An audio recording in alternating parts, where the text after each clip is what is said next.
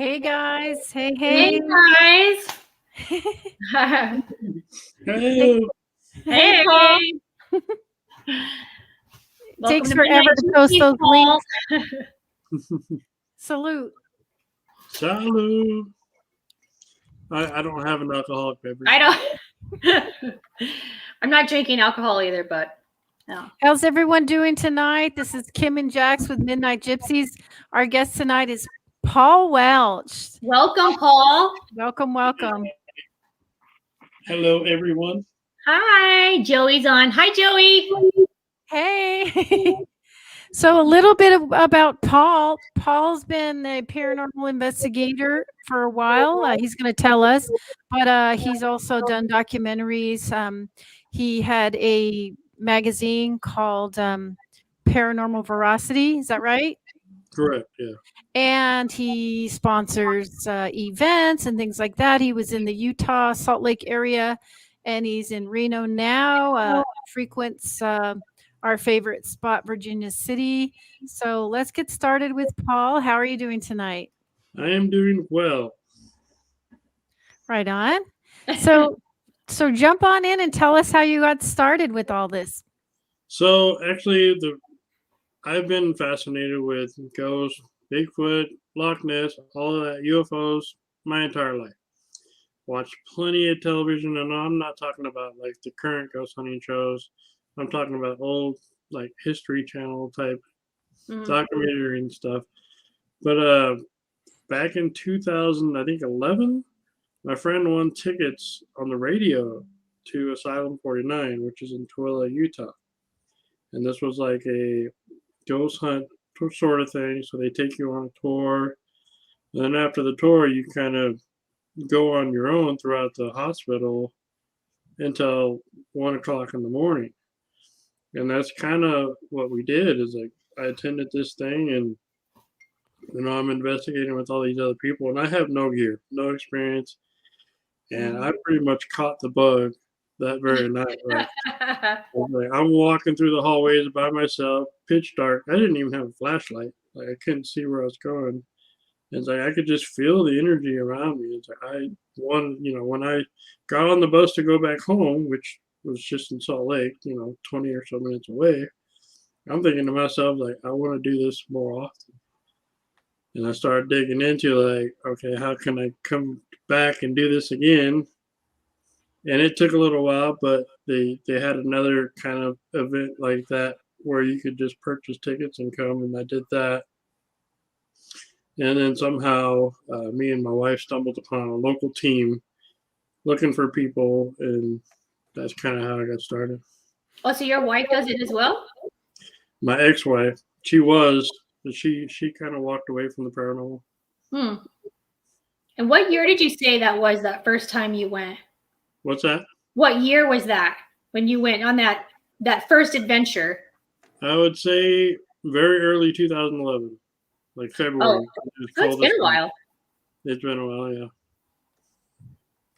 Good Did you 10 have years. Experience there that like made you want to do it, or was it just the fun of it? It was the feeling I got, like, and it's hard to explain. It's like I could feel stuff around me when I was by myself, and I would forget about my illness. Like all my illnesses would just kind of go away. Oh wow! Feel completely normal like throughout the night, and that still happens. When I go on an investigation, like I wouldn't know that I have the illnesses that I have. It's pretty cool. Wow, that's amazing. Well, what were you picking up on at the asylum? Did you see any entities or hear things? You would hear things like knocks and stuff coming from areas that don't have any people in them. I've been going to the asylum for I don't know years. It's where I got my start. And we just barely filmed an episode for Spirit Chronicles there earlier this year that I'm working on. But you'd hear things. You'd hear bangs coming from hallways that nobody's in. And back then, is when it still looked like a hospital on the inside. Now, when you go in to investigate, It's a complete like haunted house attraction type setup. And you got blood and stuff everywhere, and every room is set up as a theme. But back when I first was in there, it still all looked like a normal hospital would. But yeah, you'd feel the energy like someone's staring at you. They're right there next to you. Like you would get a weird like sensation. Felt like jolts of energy walking down the hall. And it's like I said, when I got on the bus, it's like immediately like I've got to do this more often. It's like, is it all this way? You know? Got the bug. It's the bug, yeah. That poor it didn't scare bug. me.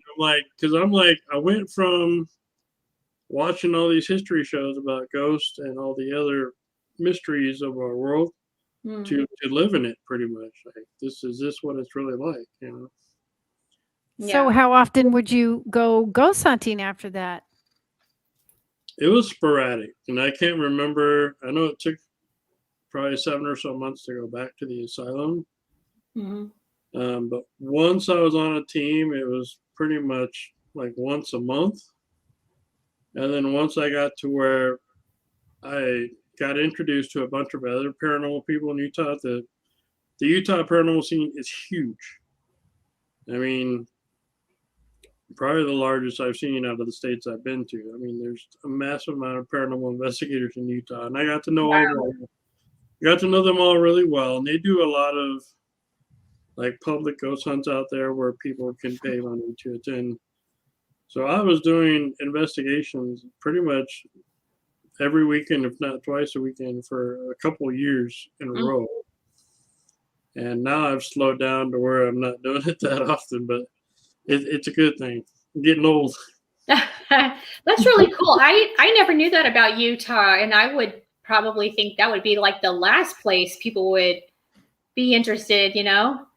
There is a lot of haunted places in Utah. I've heard that there's quite a few really haunted places there, but I didn't realize there were so many teams there and so many people in the paranormal. There are teams there that I still haven't met. Like there are so many. Oh, wow.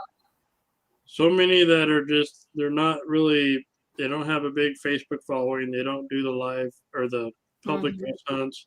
They're just kind of under the radar, doing their thing, and they're not seen by the public. So it's like, it's hard getting to know them because they're not in the circle everybody else is in. Yeah. Because it's like a huge family in Utah, paranormal investigators. Like everybody knows everybody. Wow. And you have those teams that are just kind of, maybe they've been there for a year or so that just they haven't explored the whole scene of all these people that are around doing the same thing. So do those groups in Utah, do they like get together and do they actually like, you know, help each other, support each other? Do they actually investigate with each other, or is it all separate? Yeah, so they do all that. So they'll get together for fun things like barbecues and stuff like that. Oh, that's nice. They'll get together to do they'll join together to do big public hunts, you know, at big locations. Sometimes it takes a couple of teams to host those. We put on paracons together. So yeah, I mean, most of them are close friends. Like the team that I go filming with for Spirit Chronicles, they're all friends from different teams. Because everybody, like most people come from different teams, and we're just I all wish friends. we had that more here. So you know, you have your bad apples. There's always a few of those. But for the most part, the Utah paranormal community is like a huge family. Wow. Well, I have a question. I know in Las Vegas, there's not very many places that they'll actually let you investigate. So there's just not a lot really going on. But Utah, I guess they're more friendly, or, you know, there's just more haunted places, or wonder why. I don't know. I mean, Utah is massive. You think the size of, you know, just the Wasatch Front, which is like Salt Lake City plus all the suburbs. You could drive for 2.5 hours from one end to the other, and you're still in a city. You just, one city blends into the other. Whereas Reno, we have Sparks, but Mm. it's like we had to drive half an hour to get to the next city over. There was just nothing, just Yeah. so it's like there's just a huge population in Utah, and there's a lot of museums and stuff that got wise to say, hey, we can make extra money by charging these teams to come in for 4 hours. They got smart. Got smart. Like, hey, we could bring in income after hours, There you go. letting these people come in, and so. Is there Yeah. like one specific location in Utah that you remember that stuck out in your mind or you enjoyed more than others? It would be the Family Tree Restaurant. Oh, wow. And where's that at, in Salt Lake? That was in Santaquin, Utah. It's about an hour south of Salt Lake. I've probably investigated that building well over 80 times Oh, wow. because I would help. I'm good friends with the owner's daughter, and she would host the ghost hunts there, and so I'd help her sometimes with those. Mm-hmm. That's aside from whenever I would go there with friends and stuff. So Yeah. it was like a home away from home. Oh, that's nice. That's where I had my very first like scary experience. Oh, really? Yeah. Tell us. Yeah, tell us. Well, I don't know if I want to tell this story. Oh, no. Before you do, what was that like? Witches or demons, or is that the notorious where there's like a witch store across the street? Or No, there's no witch store across the street. Basically, this restaurant is said to be on land that is just not good. I mean, it was on dead files a couple of times, and they told the family to burn the building down. Wow. You can't fix this, you got to burn it. It's pretty much what they said. Ghost Adventures have been there as well. But what happened is, like, I've investigated the family tree like so many times, and we'd have a lot of things happen, but not to where I'm seeing or really feeling anything. I'm not one of those.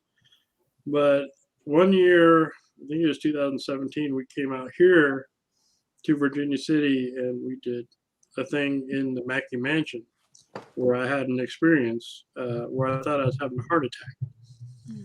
Like, I had severe chest pains right there in the heart area, like sweat started pouring off my head, and it felt like I was going to drop in the building. So I walk away from my friends, we're all upstairs, and I go all the way down and out the door at the very bottom, and all my symptoms just go away. But then I'm just wiped out. I'm exhausted.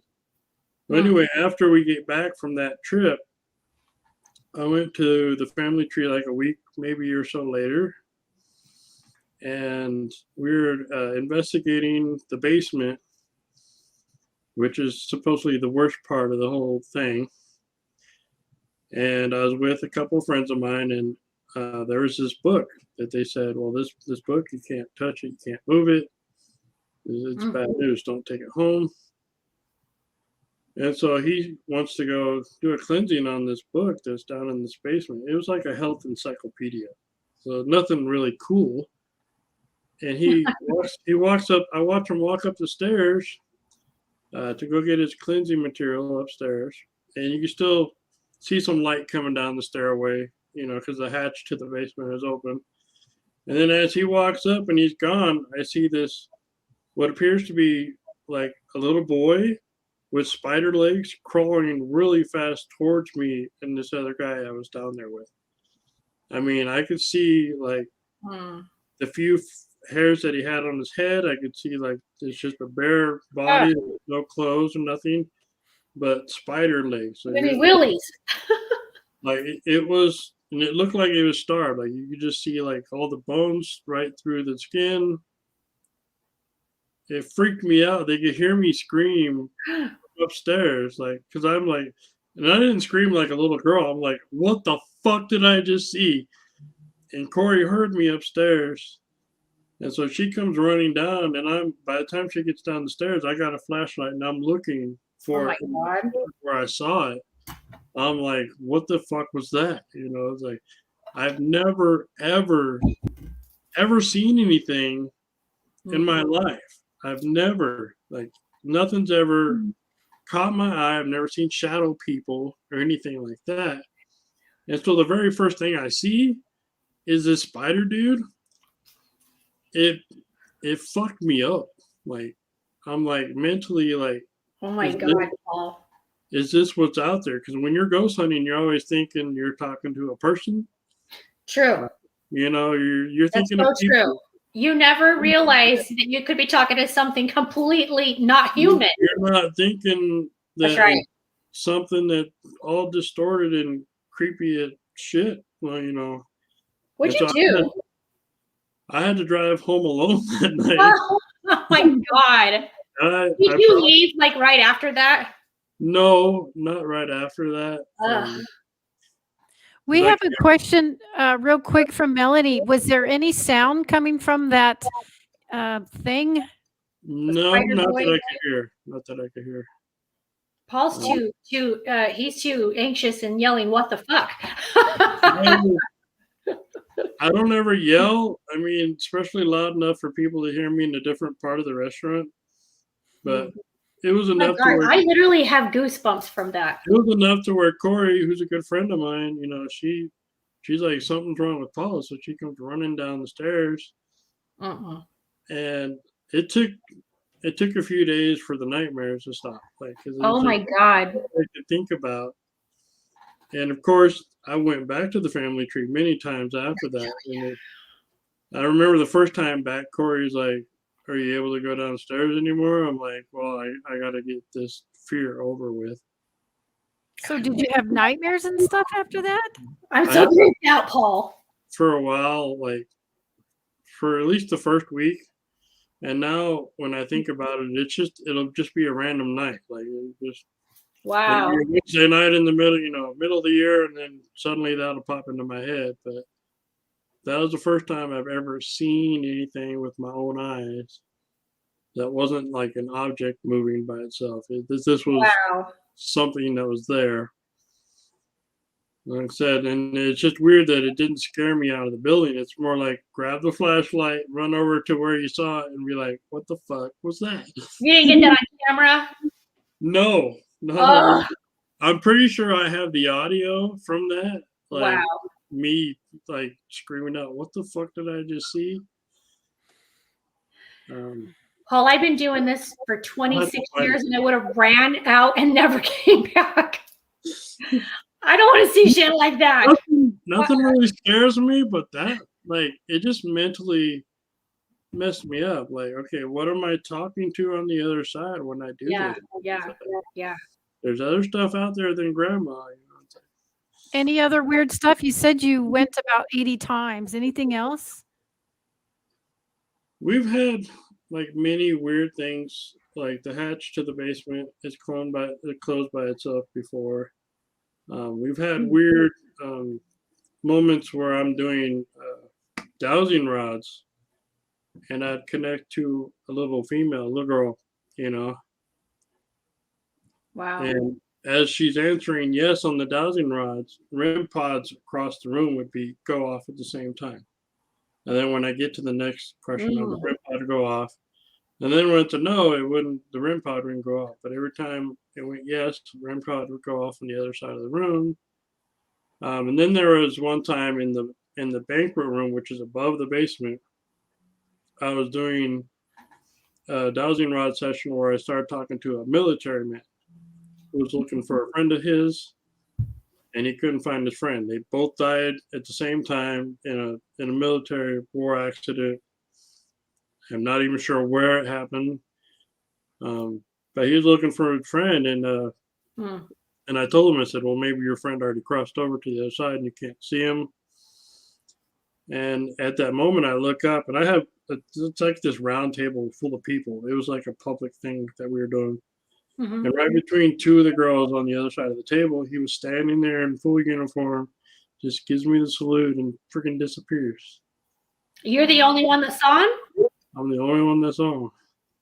As if he was acknowledging me, like, "Thank you, like, for the conversation." That's amazing, Paul.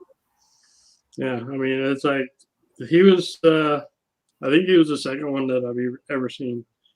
I was like, at least he wasn't Spider Guy. That Right? that thing's gonna give me nightmares, Paul. I'm not gonna lie. I can't. I am so freaking afraid of spiders. There's I can't- another question about the spider. Was it Oh. translucent? No, it wasn't translucent. Like I see it like it was a living thing right there in the room. Like I could see the few strands of like it looked like he had cancer. Like you know how like you just get the little clumps of Oh, hair, wow. you know, and it was just really skinny with bones sticking out. But it's like the arms were like a spider, just completely. I'm picturing like, do you remember that spider in Toy Story? You know that they stuck the head on the. That's what I'm picturing. Completely arachnoid. So it's like, and it's like it wouldn't be so bad if it wasn't crawling our direction, but How big was it? About the size of a 10-year-old boy. Like tall? No, like not as tall, but like a 10-year-old boy that would be like crawling on all fours. Oh wow! But I mean, that's big. That's huge. That's big. Oh my god! Yeah, there's interdimensional beings. A lot of them that look like those spiders. I've heard of lizard people. Yeah. I was like, nope. Nope. I'm with you on that. Nope. I mean, we can't. Sadly, we can't even go back there anymore because they sold the restaurant. So. Oh wow. Well, why? What's wrong with the land? Why? Why did they say there was a war on the property with Indians, and so they say the land is cursed by Indian spirits. Wow. And have you seen any aliens in your life out there? Because there is reportedly Area 51 is actually area something else, and it bleeds over into the Utah area, right? They have Area 52 in Utah. Area Supposedly 52. where they moved Area 51 was to Area 52, from what I hear. They have Skinwalker Ranch in Utah, which is supposed to be full of UFO activity. I've never been one to go watch the skies, so it's not my thing. So you were saying earlier, though, Paul, that like you're also into Bigfoot and aliens and all that. So do you actually go out and look for those things? Bigfoot requires hiking, so no, I don't. I know. I'm actually the founder of West Coast Squatchers, so I know. So I've always, because I watched that Bigfoot show. I can't even remember what it was called. Expedition Bigfoot. Yeah. And I was always confused because they'd go out there at 2 or 3 in the morning. I'm like, you're asking all these people about their sightings, and that doesn't happen at 2 or 3 in the morning. These sightings happen in daytime, near dinner time. It's like, and you're going out in the middle of the night. Just do it during the day. I've always said, even Paul, that like I don't understand why everybody thinks ghost hunting is only at night. No, I do it during the day too. Yeah, absolutely. I don't think ghosts live in a land of day and night. It's all the same. So you're going to have experiences if it's haunted. So my theory with certain locations is it holds the time that it held. For what purpose? Like if it's a hospital, you know how they have lights out at a certain time. Well, every time I've done a hospital, after usual lights out time, it quiets down. Like there's no more activity going on. And the only thing I can think of is, well, that's the way it was when it was a hospital. It just got quiet. Right. Only the nurses station was going. And like the Washoe Club, they're still living that same time period, the same life. Like the Washoe Club out here, I will stay in the building until after sunrise. I'm there when the sun comes up, and I've had more activity in the sunrise than any other time of day. Oh wow! Yeah, makes sense. Because that's when the miners would get up and go out and start working. They rise with the sun. They didn't have alarm clocks. That's right. Yeah. That's really something to think about when you go ghost hunting. Is you want to be in an area when it was, around the time where it was active, when these people were alive. It even happens this way at the prison, where when we start investigating early in the evening, because you get there at 5 and usually investigating before 7. The activity levels between 7 and 10 are really good, but then after 10 o'clock, it kind of quiets down a little bit because prisons weren't active in the middle of the night. Wow, that makes so much sense. That's my theory. So now you moved out to Reno, and you said that you recently did the prison out there. How was that? The prison is amazing. It's massive, and it'll put your body to the test. So you get not only the gas chamber, you get cell block A, B, C, and D. So that's like a 4-story high cell block.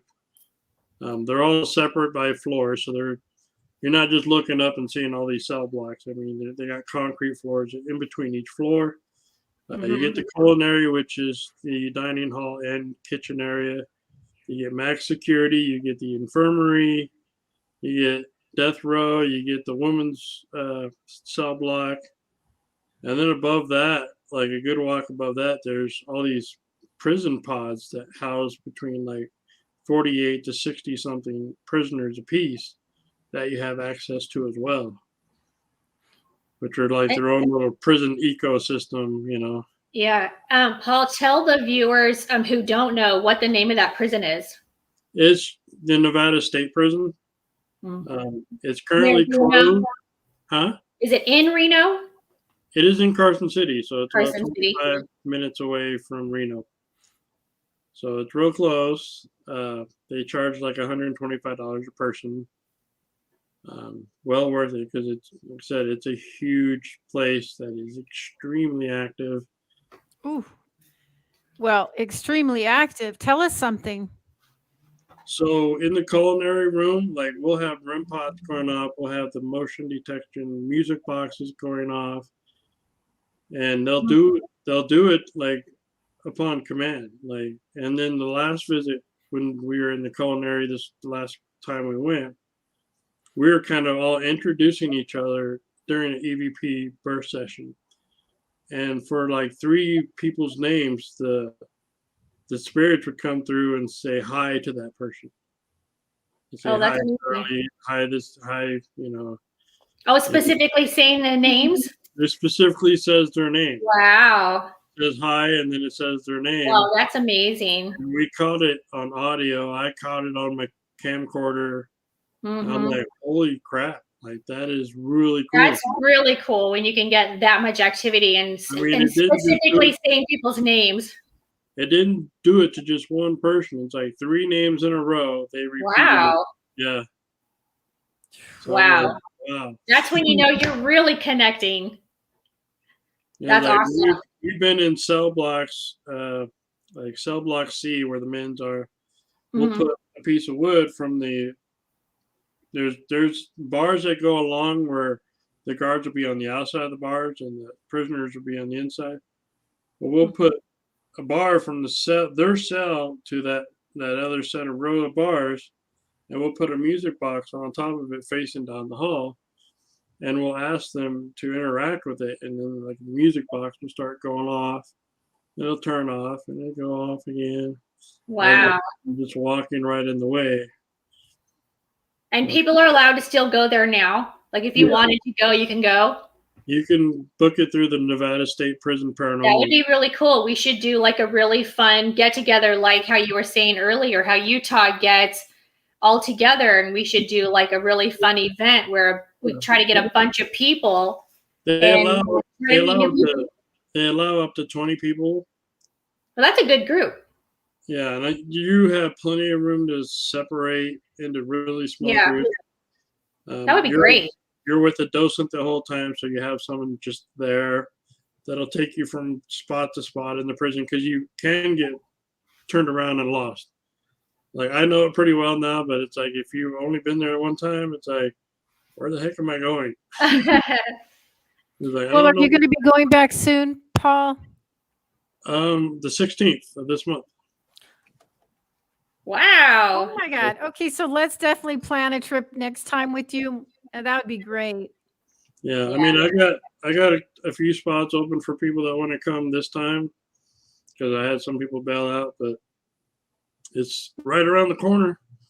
So Well, when you say a few spots, so you're actually doing an event for that place? No, not really. It's just I booked the date for my friends to come film, Mm-hmm. but one of my camera guys and investigators, he got he had to go overseas. He got deployed Oh, overseas. So everybody else was like, "Well, we'll wait till he comes back." yeah. And I still had the date. I'm like, "Well, I'm not gonna give up the date. I'm gonna keep it." So I just There you go. put it out there randomly, and there was a group of 8 coming from Utah, where 7 of them kind of said they weren't coming at the last minute. Mm-hmm. And I have 2 coming from Arizona. That's a good group. Yeah, and is it from what time to what time? it goes from 5 till 2, so 9 hours. Is that enough time? I mean, what do you think? Do you think people can cover the whole thing? You can't cover the whole. Well, it depends on how much time you spend in each area. I've never covered the whole thing because once you get there at 5, you're filling out some paperwork, you're paying, and then they take everybody on a tour to get them kind of familiar with the different areas. Mm-hmm. And then this tour kind of gets you to think, okay, what areas do we want to concentrate on? Because that's the next thing. Once you get back to headquarters and you start suiting up, get all your gear ready, you're picking certain areas that you want to go investigate. You're not hitting every spot of the prison. Mm-hmm. You can try. So you have like specific spots that you're used to, and do you try to go and hit those spots, or do you try to go and like start in a whole new area every time you go, or what? I've only been there twice, so the culinary is a must. We try to hit that one early because it's, like I said, we had pictures. People have taken pictures where they're catching shadow figures in their photos. Almost all the gear gets set off. We get EVPs in there. Usually the cell blocks, like cell block C, will do. The woman's block will do. The gas chamber area we do, but I've never gotten anything in there. Oh wow. Nothing. It's just quiet. And the pods that are up above the property, we didn't. Last time was the first time we had access to those, and I think the group I was with, they were just kind of at the end of the night and just tired, so we just kind of wandering up there. I had one of the docents give me like a personal tour, and I filmed it of him going over all the different areas of the prison, which was pretty cool. But I still haven't investigated the infirmary or the max security. Will you be making a documentary? I don't know. Depends on how much activity you have.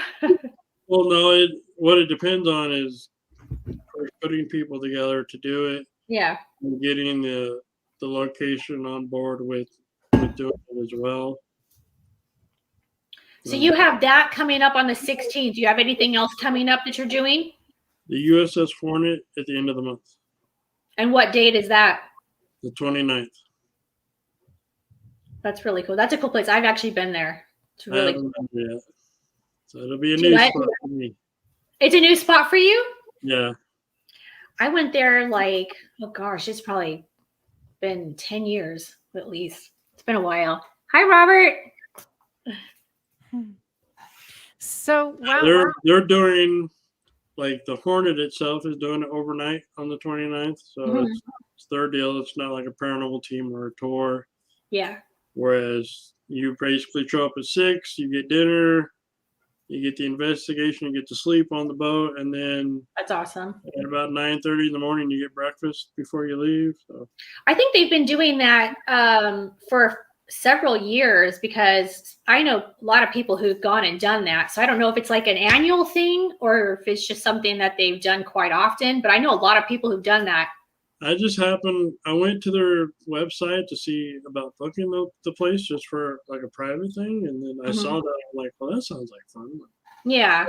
Good thing to do right before Halloween. Yeah. Really, really fun. Well, Paul, I think you're notorious now for Virginia City, aren't you? Aren't you like a local kind of, sort of? Yeah, I mean, they all know me up there, but I don't know. I don't consider myself a local yet. But you know what I mean. I mean, don't I mean, you? I've been going there for 20 years Wow. Wait, are you going there this weekend? to Virginia City. Yeah. I don't know. Maybe. I don't know. Maybe I I'll heard go there was down an event. I thought it was in Virginia City. Is it somewhere there. else? It is. Oh, there is. is? Okay, There's, okay. there is a Paracon there this weekend. I don't know anybody that's going because Okay. most of the locals are all going down to Vulture City Paracon this weekend. Yeah. Where are they going? The Vulture City Paracon? The Oh, the Vulture Light, yeah, the Vulture. That's in Arizona. So most of them are going there this weekend. Isn't Marie and Jay Yates doing that one? Yeah, the Yates are doing it. Yeah. I wanted to go, but financially and time off wise, it just didn't work. Yeah. I'm not sure if this is going to be their last one because I know they're moving to Tennessee. They're moving, yeah. So they might still come back and do it annually. Oh, I'm sure they will. They'll probably be all over the place. Because I'm sure they'll still. Mhm. They own the property, don't they? I don't know. I have no idea. But I'm sure they'll still do it. It's popular. Yeah. So tell me about the Washoe Club. Is there a creature there? No, I've never seen a creature there. I've heard from lots of tour guides that they've seen like a crawler in the building up on the third floor. And I've been with investigators that said similar things, like they've seen something crawling, but I don't know. I wouldn't think so, but What do you see most there then? Or experience most there? a lot of EVPs. Mm-hmm. A lot. So I've caught a lot, and those spirits are stubborn. They don't like to talk when you're in the room with them. It's like I got to leave voice recorders rolling upstairs as I go either outside or go down to the museum and hang out for a bit. And it seems like every time I'm away from my voice recorder, I'm catching EVPs, like crystal clear EVPs. I'd be leaving those suckers all over the building. Yeah, I do. I got like 5. There you go. One of the craziest ones I've caught in a day was a male that says, "Can you not see me?" And I just thought that was odd. Like, wow. Okay. Then right after he says that, another male comes and said, "Quiet down." Yeah. And it's just That's like amazing. we were all down in the basement, and this is like caught around 3 in the morning or something like that. So it's like there was no activity anywhere else.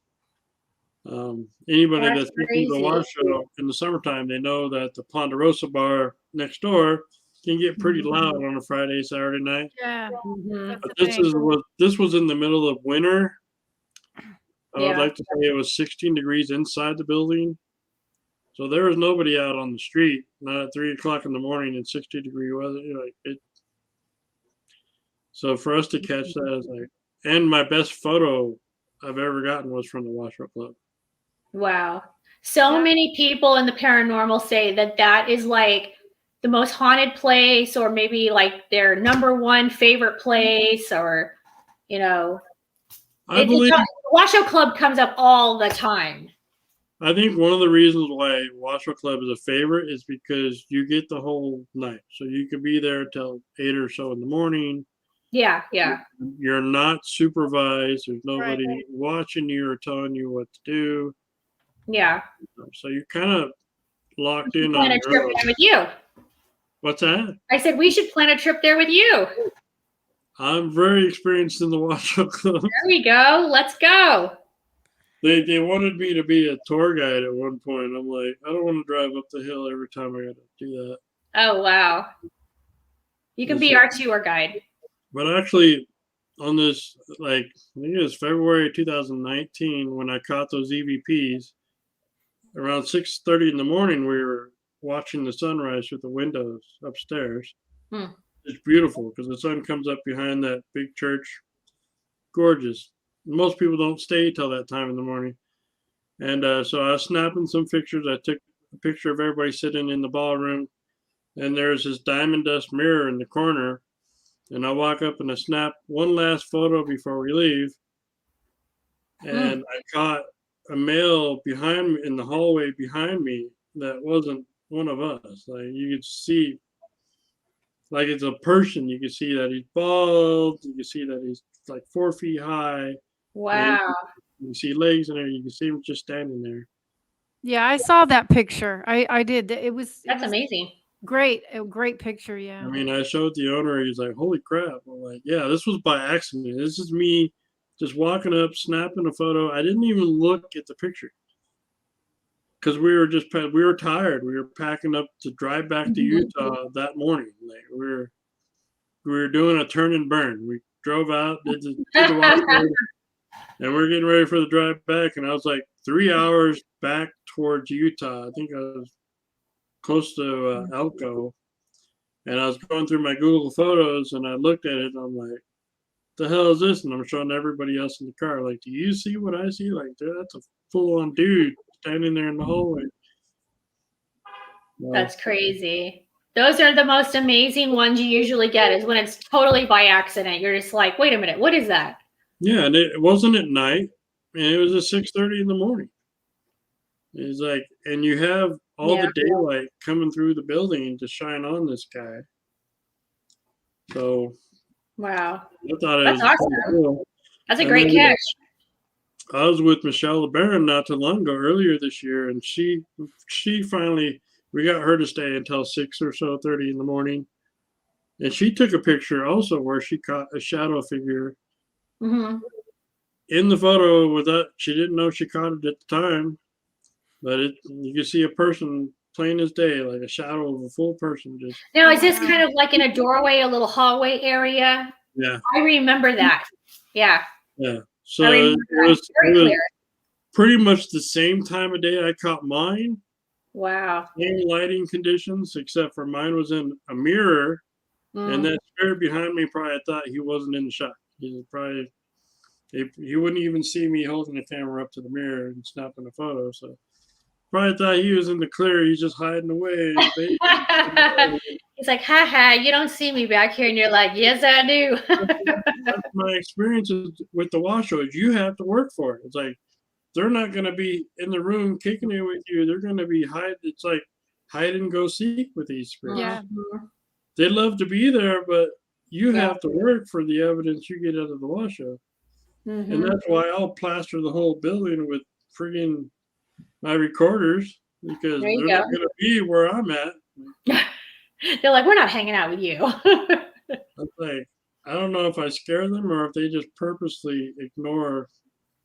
You know what you ought to do is go there and just have like a totally just chill, natural night where you don't even ghost hunt. You just go hang out and talk and do whatever and see what happens. You know, we did a funny skit one night a couple of years ago where we had a mannequin head, and so my friend Zach, he put it on underneath his hoodie, and he's crawling like on all fours and pretending he's the Slender Man. Me and my female friends are sitting on a bench inside the ballroom, and they're screaming like they're scared for their life. I was like, "Why are you guys scared?" He's like, it's Zach with a mannequin head. That's so funny. I actually have this filmed. I have the whole thing filmed. Oh my God. And he's sitting there just playing the part, and he's like standing there and like, I don't know why people don't like me. Like, you're creeping them out, dude. it is like if you watched it, you'd laugh because it's for sure. We did it on purpose, and it sounds funny. Yeah, it just seemed like the building changed because this is like at 4 a.m, and we're all just deliriously tired. It's like, hey, you were probably entertaining the spirits. Okay, see, that's what I'm talking about. You're like, look at when these. You just act natural. That's when stuff happens. You're like, look at these fools doing this weird shit. Yeah, they're over in the corner. Oh, look at that idiot. Yeah, they do talk about you when you leave the room, because I have left things going and then went upstairs, and as soon as we walked away, they started talking about us, literally. Yep. And then after a while, they got bored and they came up where we were at. So yeah, it's kind of weird. Anytime I know people are going to the Washoe Club and they're not too familiar with it, I'm like, leave voice recorder. Like when you have to leave, and go down to the museum to eat or chill for a while or go outside, leave recorders rolling, and I guarantee There you go. That's like, great advice. I've left my voice recorder on the stairs one year, and they like you could hear someone touching it, like someone handling the voice recorder. Oh, like someone was picking it up and moving it? Yeah. Like, oh, wow. We're all downstairs outside on C Street. Yeah. Like, you hear like cowboy boot steps going up and down the stairs. Speaking of, like, earlier when we were talking about Bigfoot, I don't know if you have ever actually gone or if you ever are interested in going. I won't make you hike, but it's more like a camping flatland kind of thing. Like I've gone where you're like having to climb hills, and that's just too hard. That's too hard. But it's interesting that you would say that, because I actually have recordings of something picking up like cameras and moving them around or making noise and moving like a recorder around. You don't see it because you're just like, of course it's not going to be on camera or the trail cam. But yeah, I have that where it's like, something's moving and you're like, hey, what is that? No, if I had vehicles that would get me to the very top of the hill and I'm just hiking around that area. There you go. There you go. It'd be fun, but I wouldn't want to do it. I wouldn't want to walk through a forest at 2:00 in the morning. Like, see, you don't have to do anything at 2:00 in the morning. It's like it just, moves around and lives and does whatever. Like, I mean, I'm not hanging out with Bigfoots. I don't know its pattern. My strong beliefs on Bigfoot is it's not a real physical thing. It's more of a spirit that people are seeing, like an entity of some kind. Yeah. It's seen and then gone. Since you're saying that, do you believe that Bigfoot and aliens are connected?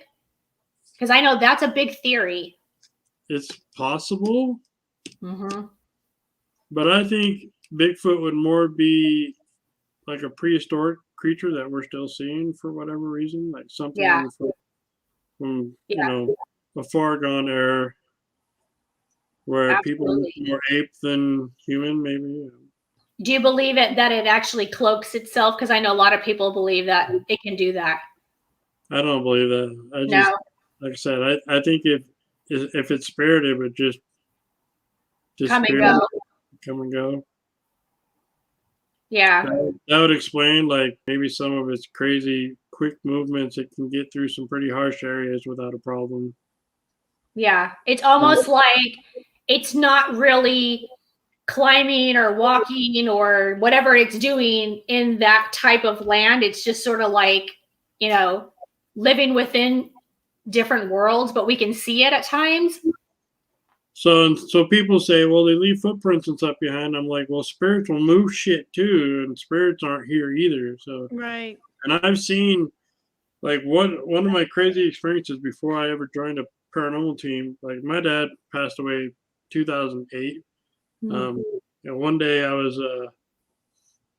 going to the bathroom upstairs, and we had one of those really long bathroom double sink type countertops.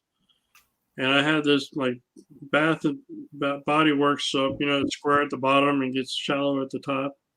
Mm-hmm. It's about half full, and as I walk into the bathroom, it slides all the way across the counter to the other side and falls off over by where the toilet is, all by itself. Didn't freaking touch it. And people were like, well,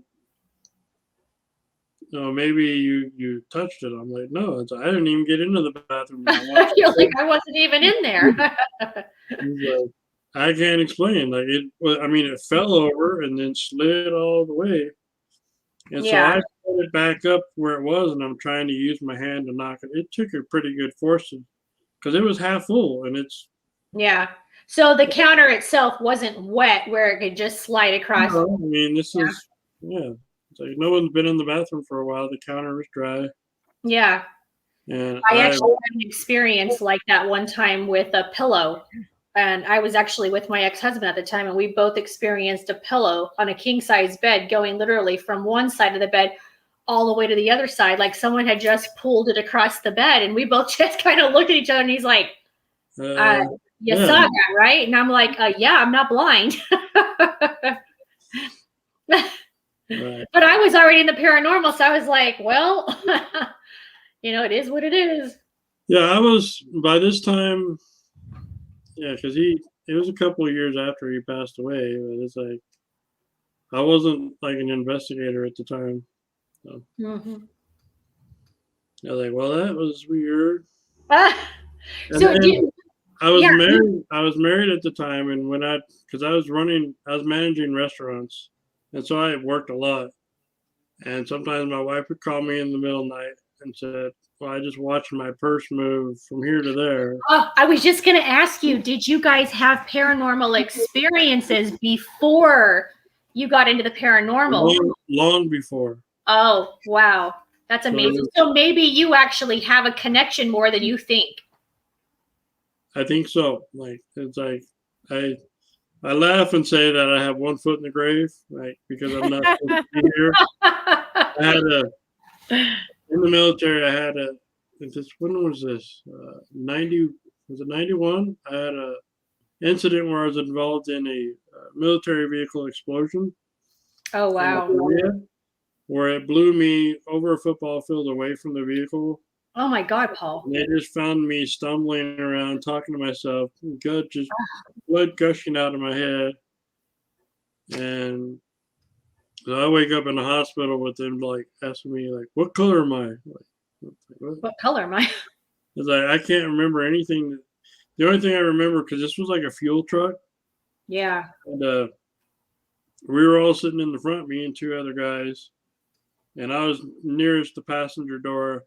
And they're like, "Well, the pump in the back is leaking. Can you get back there and figure it out?" So I'm climbing as we're driving down the road. We're in a big convoy of military vehicles driving through Korea, and I'm climbing back there. And sure enough, there was a leak in the pump, and I go to grab this big wrench to tighten it, and that's all I remember is grabbing the wrench. And then the truck blew up. The two guys that were riding with me, they're dead. Paul, you're lucky to be alive. They survived, and yeah, I'm lucky to be alive. It's like, Wow. Wow. We've got about, I don't know, 6 more minutes. I wanted to kind of wrap it up with what we talked about earlier, kind of paranormal politics and where you see the paranormal community going, so that, or what ideas you have to freshen it up, and then any advice for people just starting out. where I see it going, really, I don't see it really going anywhere different than it's been. We're just kind of in this stale spot where there's nothing really new happening. There's no real new technology that's out there that's going to validate anything. So for me, it's been about the fun of investigation for the last, I don't know how many years, maybe the last 4 years. I have fun with it. I'm not out to achieve anywhere in the paranormal. It's very competitive. I see more like YouTube type shows where they're copying Ghost Adventures and stuff like that, and they get pretty popular. And that they're gonna name a lot of the episodes after demon this, demon that, murder house this, and that's kind of where it's going. A lot of people want to have that. Yeah. As far as the politics, it can get ugly. Like it can get ugly, and there's no way out because you have different personalities. Big egos. Yeah, you got big egos. You have people out there determined to just destroy other people.